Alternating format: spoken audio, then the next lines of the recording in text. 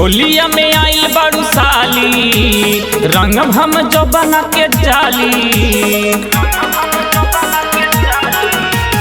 होलिया में आइल बड़ू साली रंग हम जो बना के जाली। अब ले लो रंग तनी खेला भिरिया के। अब ले लो रंग तनी खेला भिरिया के। तनी लेला ना सवार तनी लेला ना सवार पीच कहरिया के।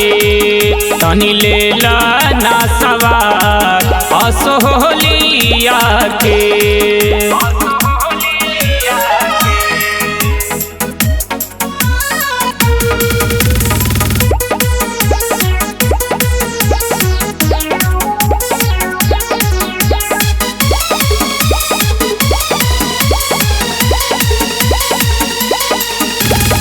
साल भर पे आइल बा साली हो फगुनावा। रंग बिना तरसत होई तोहरो लहंगावा। साल भर पे आइल बा साली हो फगुनावा। रंग बिना तरसत होई तोहरो लहंगावा। कर जनी डर होई न खबर तोरा दीदिया के। कर जनी डर होई न खबर तोरा दीदिया के। तनी लेला ना सवार तनी लेला ना सवाद पीच करिया के। तनी लेला ना सवाद असोहलिया के।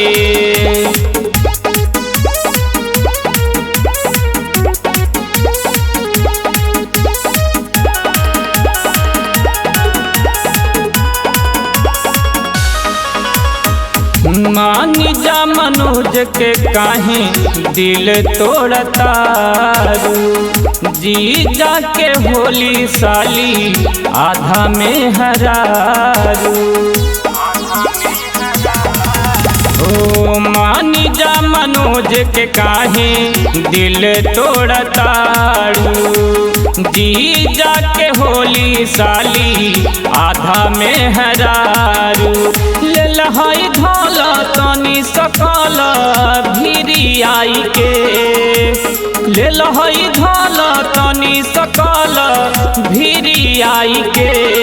तनी लेला ना सवार तनी लेला ना सवाद पीच करिया के।